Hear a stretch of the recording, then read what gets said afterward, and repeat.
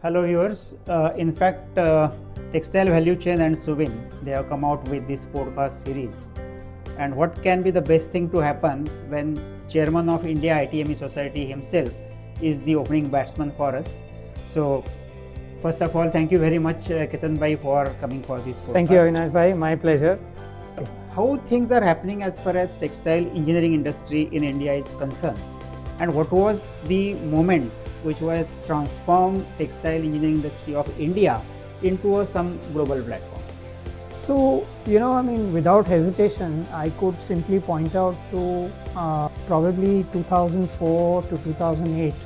This was the time when a lot of the import restrictions were dismantled on textile machinery, as well as there was a surge, probably consequently, in the imports of textile machinery and also in the uptake of tufts.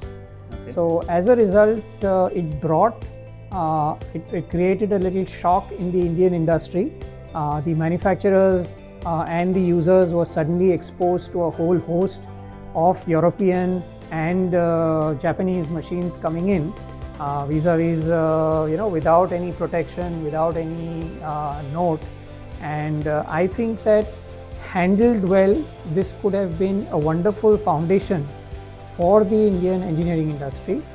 As we consequently, or as we see now, it has probably led to some erosion or shock because the Indian companies did not have an opportunity to adjust. There was no period of maybe some protection given in order to insulate them from this shock. Yeah. This is again just a point of view. Okay. Yeah. Now we have seen Indian textile machinery manufacturers supplying spare parts and accessories to many of the reputed brands.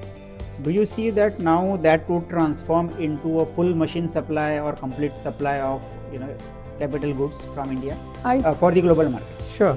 I think that is absolutely likely to happen. As we see the current situation in the geopolitical arena, supply shocks or supply chain shocks are prevalent all over the world, and every company today is looking to insulate itself from these supply chain shocks. So one of the important facts is that India is probably the second biggest textile manufacturer in the world, and a lot of the companies, overseas companies or the global majors, are looking to manufacture and supply their machines from within India, or at least source major components so that in the event of a problem, the supply chain doesn't come under distress. So I think that there are wonderful opportunities for the Indian machinery manufacturers as well as the component and system manufacturers to grab. The only idea is that they have to understand the quality requirements and the performance requirements in order to be able to assure their OEMs about the quality and performance of their components or products going into the machines. That seems to be a very important reason. And of course the financial requirements that they have to do this at a fairly economic cost. Yeah. Now, as you talk of two things, one is the economic cost and other one is the geopolitical standing of India. So which markets do you think that would be open for India to export our machines to those markets, and cost wise whether we would be the right people to give them the economical solutions? So thinking about it, one looks at maybe three possible markets that I can probably visualize. One is probably sub-Saharan Africa.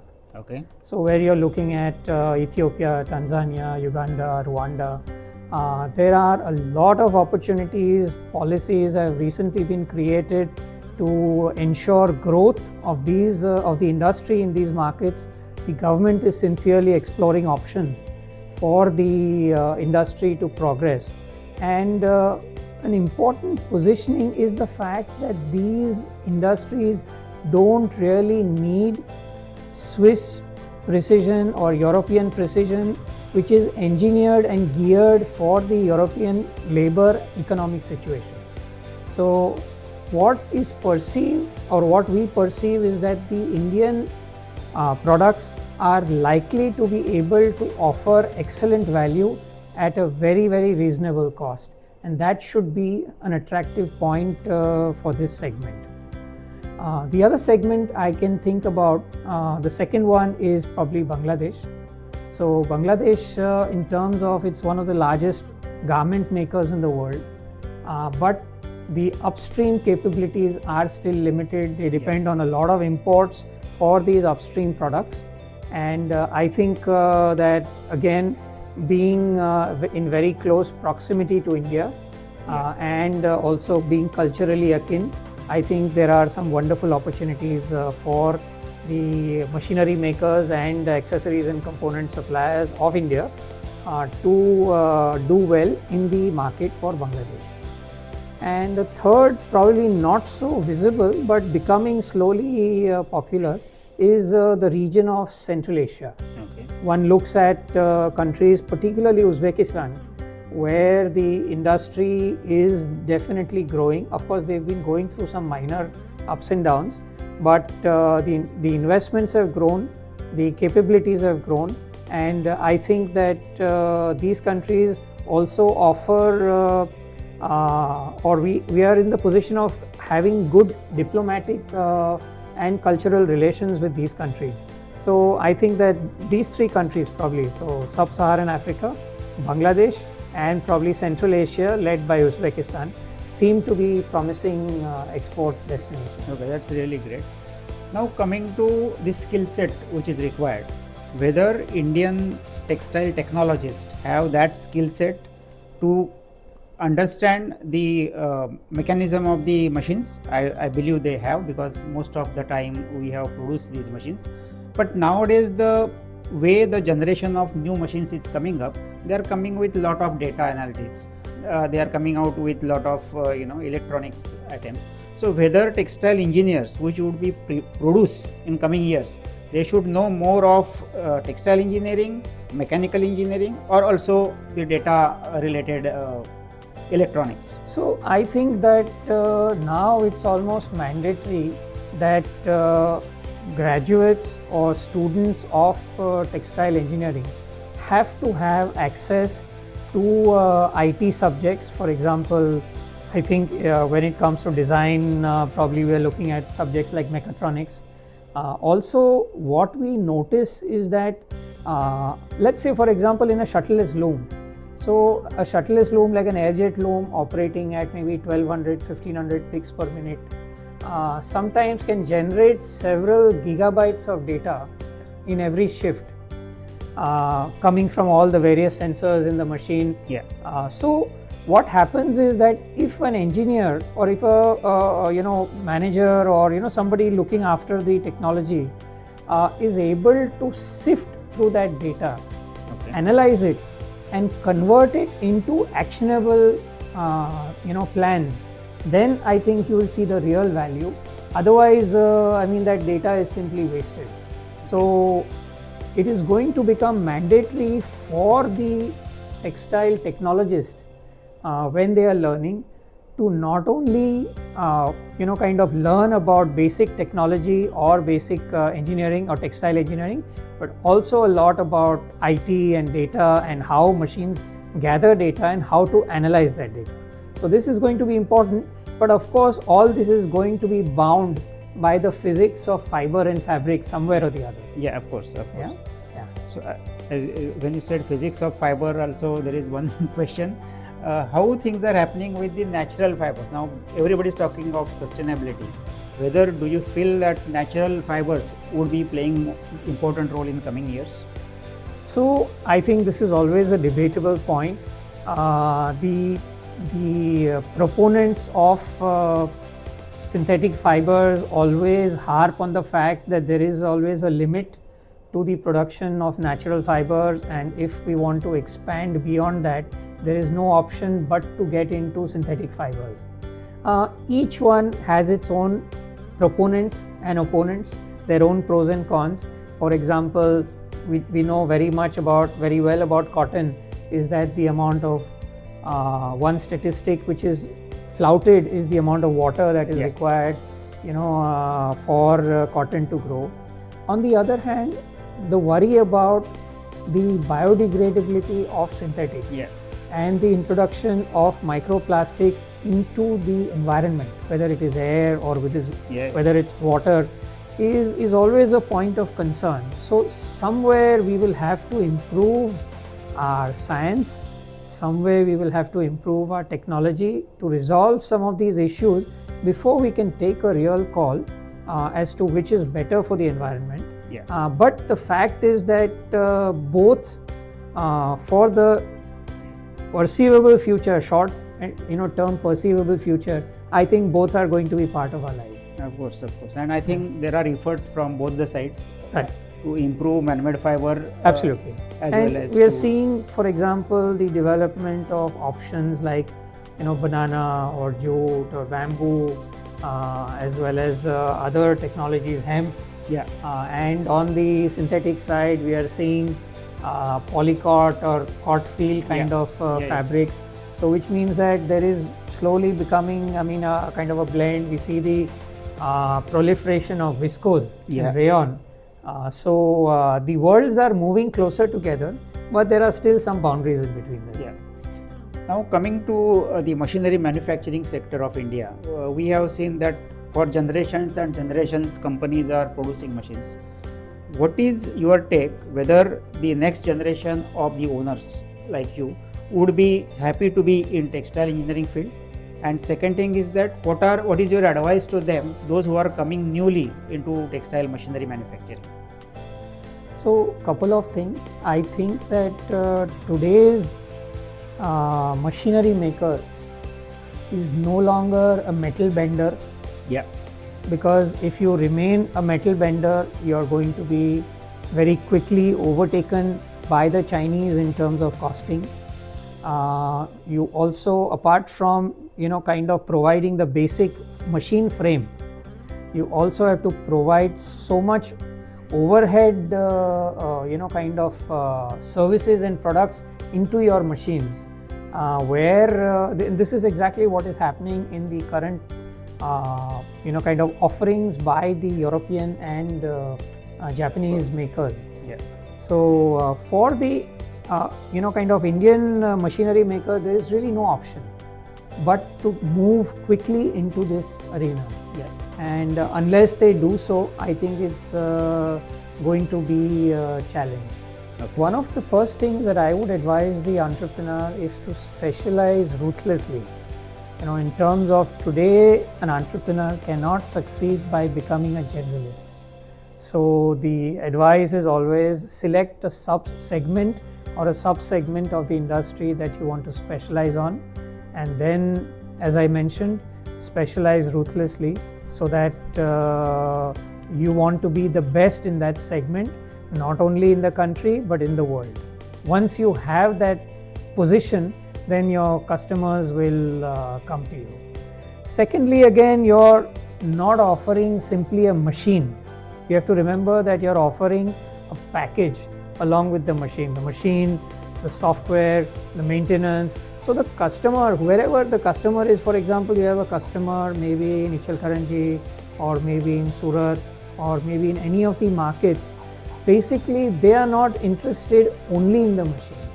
Yeah. Their focus is the solution and the package that they are getting, what is going to be their cost, what is going to be the maintenance, how frequently do I have to do the maintenance, is there predictive maintenance, is there a history of yarn breaks, or can I keep this? Because again, this information is now demanded by customers. Yeah. So I think that this is going to be essential for entrepreneurs to be able to offer these kind of services. Yeah. Now, ITME 2026 is just 6 months away, and anybody and everybody in India in textile industry and of course the global players also are looking at that as an event, which would be a basic platform for technology exchange. It would be for the collaborations, and it would be also for the new projects, investments which would be happening. What preparations you have done? What do you think that this would help the entire ecosystem in India as well as abroad? So what is your take on this and how are you prepared? I think we look at maybe this from 2 or 3 perspectives. The first one is that everybody is interested in attracting investments into the country, whether it is investments in the textile industry or whether it is investments in the textile engineering industry. All of us want investments to come in. So the first plan is to kind of attract or activate the investment mode, and what we are doing is trying to organize interaction between various stakeholders as far as this perspective is concerned. So we will have a variety of programs related to investment, and which will also consist of prominent members of the segments that are stakeholders, whether it is the government as far as policy is concerned, whether it is bankers or whether it is financiers, and of course end customers, machinery makers. I think all of them have a stake in this kind of need. So organizing healthy interactions is going to be probably one of our primary focuses. The other thing that we are trying to look at is government to government initiatives. So there are a lot of schemes that are happening. The PM Mitra and the PLI. The PLI and the upgraded TUFs, which is in the pipeline. So we are hoping that some of the countries also would be able to set up schemes similar to this within their own nations. And India should be able to offer a very good set of skills to these governments, because we have already some excellent experience and also experiences of things, what to do and what not to do. So, and the third point is of course the technology. I think that's the raison d'etre for the ITME 2026. So we are organizing a series of interactions, especially around AI, technologies, digitization, sustainability, which should really be attended by everybody. And these are going to be the important topics that I feel, which are not only on paper or theory, but which are actually going to be visible on the new generations of machines, and as well as in the new set of demands coming from the your own customers. So these are the primarily 3 initiatives that we are looking at. There are a few others, but amongst the most important ones, these are the ones that I can suggest. Okay, and I think through CEO conclave, you are That's also right. That's giving right. more importance to even the foreign collaborators to come over here and showcase. That's right. So the idea was, again, when we go into investment mode, we look at collaborations, we look at investments, we look at JVs, all kinds of options, and also reverse acquisitions, where Indian companies also explore opportunities to acquire technology in other countries. And so these we hope to be able to provide an excellent platform to be able to capitalize on some of these opportunities. And already you have done study for that, and that will help Exactly. your members also to. Exactly. So the recent study that we have done will help us in a variety of ways. One is basically act as a kind of a beacon for policy makers as to what to do.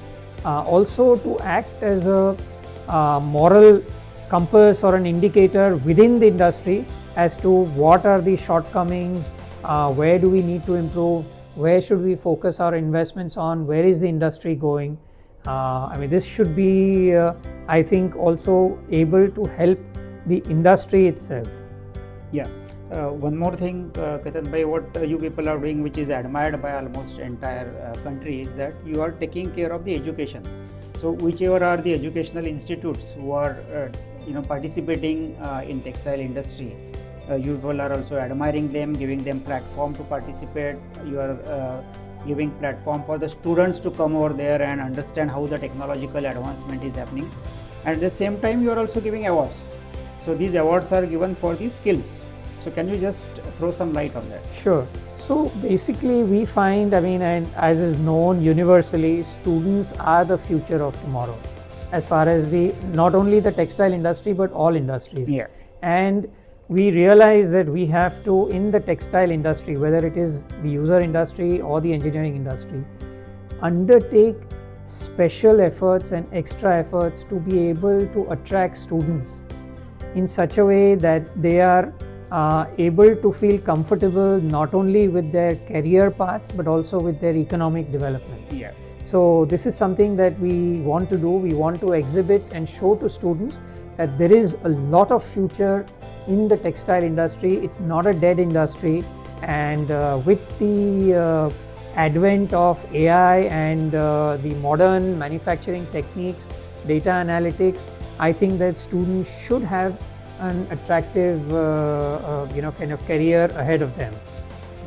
That's really great, Ketan bhai. Thank you very much for your time. Always a pleasure. Always it a was pleasure. Indeed, our pleasure to take your time for this podcast, and thanks to TVC and Suvin team to organize this. And I would just end by saying that do make it a point to visit the India ITME exhibition 4th to 9th December at Noida, and looking forward to seeing you all there. Thank you. Thank you. Thank you, sir. Thanks.